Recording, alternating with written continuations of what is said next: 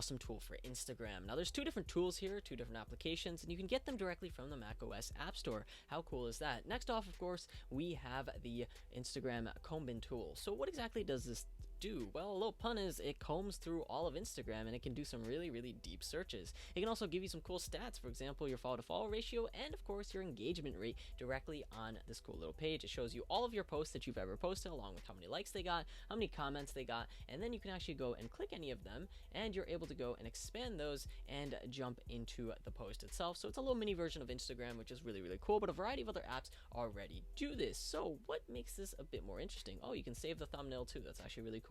Now, what exactly can this do? We're going to jump into search, and this is where you can take things to the next level. So you can have a variety of searches going in here, and every single day this is going to go and update, and it's going to look through particular hashtags. And when you go and add a search, you can add just about anything that exists. For example, you can do deep searches for users and deep searches for posts. What do I mean by a deep search? Well, you can do a hashtag, right? But then you can geolocation it to the extreme. You can actually choose a particular radius for where that hashtag is trending. So if you have a hashtag like hashtag Hadley Dental, and you want to make sure that the only posts that you're looking at are from a particular area, like let's say Massachusetts, then that is a pretty awesome option for you. And of course, you can go and use this tool to maybe geo-filter certain users, so you know you're only targeting users that are in a particular location, which is really cool.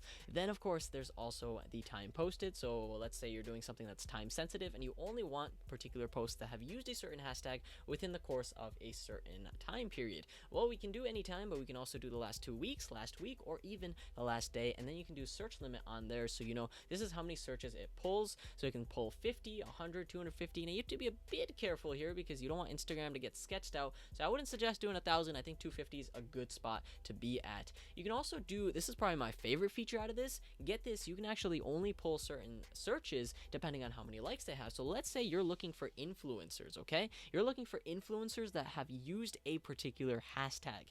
Let's say you want someone who is in the 500 to 1,000 likes range. Well, you can actually go and slide this upwards, and now it's only going to show you things from users that have maybe posted posts that have gotten over 578 likes. Now, for influencers, it might even be more. You're looking for people who are maybe in the 8,000 range or whatever. And of course, as you can see, I did this for Smart. I set it to get likes that are over like 5,000-ish. And as you can see, these are all people that have gotten 9,000, 6,000, 3,000, 7,000, 9,000 likes. And these are really big posts. So these might be particular accounts that you want to reach out to maybe post about your particular product, which is really cool.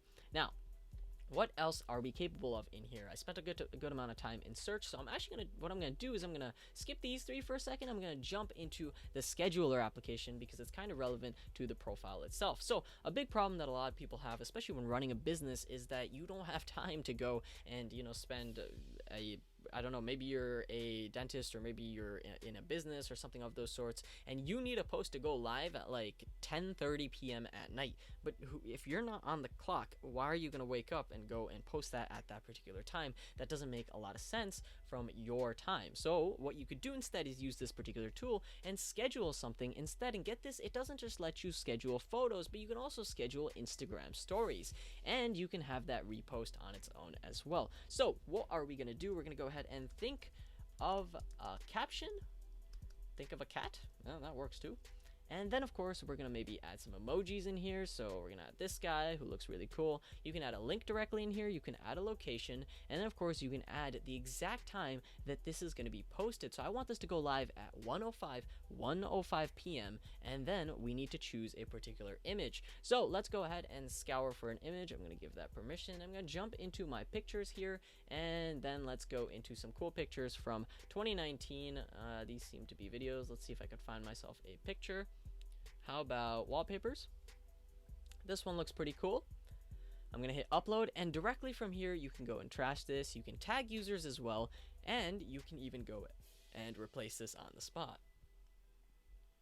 Now, what else can you do? You can go and flip this around. So if I want to rotate it so it's upside down for some reason, that's feasible, but that might make a lot more sense if your image is already not rotated properly. And last but not least, you can go ahead and expand this just like you would in Instagram, and this does look a lot better, so this is probably a cool option. Now I can go ahead and create this. I'm going to create this way in advance, maybe on the 26th.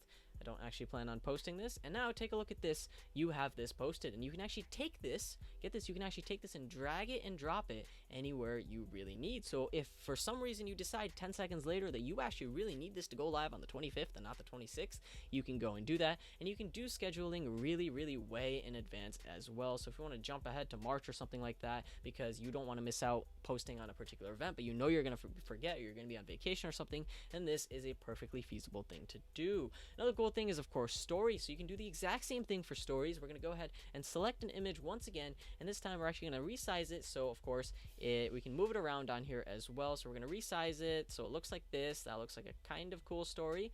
And then of course, once again, we can add a link directly into that. And here's the other thing. Here's the really cool thing. You can add multiple images, so it adds multiple stories at the same time, and you can actually make this a bit more professional because, you know, when you upload from Instagram, you're kind of forced to use their tools and whatnot. But here, since we're on a full-on desktop, I can go ahead and use maybe Photoshop, create a really beautiful looking story or set of stories, and then of course we can go and add all those directly on here. So my story might look something like this when I go and finally upload it at, maybe, let's go ahead and jump really advanced over here. Let's go to May, and maybe we want this to go live not at AM. That's not a good idea. Once again, we'll change this to maybe like 5:07 p.m.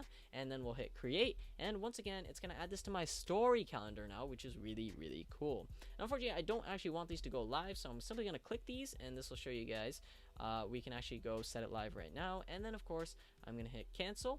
And here's the really cool thing. I can go ahead and double click on this right here, and I can delete it, so it's going to remove that particular thing. So that's of course the scheduler, which is really cool. It's a very simple application, but it does a lot. So jumping back to our main application now. So let's say you want to automate a bit more, and you don't just want to automate this right here, what is going live. You also want to automate who you're following or who you're unfollowing. Well, you can track all that directly in here as well. Here are my followers, and then of course who I'm following, and then of course people who unfollowed you recently also show up over here as well, which is really cool. There's also safe lists and blacklists, so you don't actually unfollow people you don't want to. Now, here's where things get a bit more interesting. I'm going to jump back. I'm going to show you guys something called tasks, okay? So this basically sets up a little bit of automation for you guys, and it gives you a cool chart on the bottom for what is being automated, so it can actually automate likes, so it can like a certain amount of posts within a particular hashtag on a particular, you know, time period. It can also comment on a variety of posts, and it can go and follow a particular set of users all on its own, and then you get stats on whether or not this particular tool is working, basically. But at the same time, it's just normal stats on your Instagram. So of course, as you guys can see, from around here to here, I have been growing, which is really cool. Here's your followers change, the average amount of followers I've been gaining per day. This is a smaller account, but a big account, these are really useful statistics. Your likes change, and of course your comments change, which needs a bit of work on this particular account, so just putting that out there. And you can filter by things as well, which is really cool. But back to my tasks, right? I'm going to jump into search, and now I'm going to go into my smart again, and I have a variety of users selected over here, and inside of tasks I'm able to go and edit the limits of what this thing is doing. So right now I have everything set to 0, but let's say you have a variety of searches here, right? So it's going to actually dig through those searches, and it's going to potentially comment on 600 of those particular posts on a particular day. So I can go set this all the way up to 600, and this is considered safe. If you want to go risky, you can, and that is an option as well, and that's how fast it does it, you know. So it might take the entire day to do it, or it could take an hour to do it. Now of course, the higher that is, you know, it's going to be a bit more risky.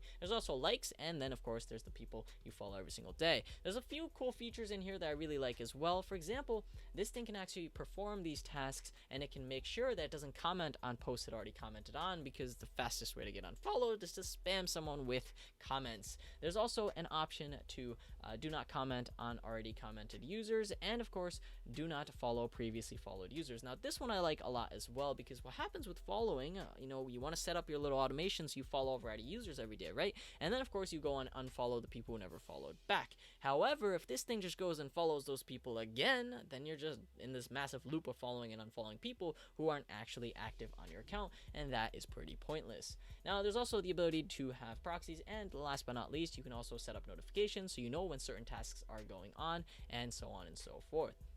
Now, all in all, guys, I think this is a really amazing tool. It's two different applications, and some people might really need this particular application, and other people might need this application, which is why I'm a really big fan of the fact that they split it. Not everyone really cares about tracking. Most people just need something that posts for them, but some people, especially if you're a business, you really do need tasks going on in the background, because your account might need to be able to you might need to hire someone to like things rather than the tool doing it all on its own. And trust me, it's a lot cheaper than paying someone to do it. All in all, guys, hopefully you enjoyed this video. So and don't forget to subscribe. Thank you guys for watching. This is going to be me logging off.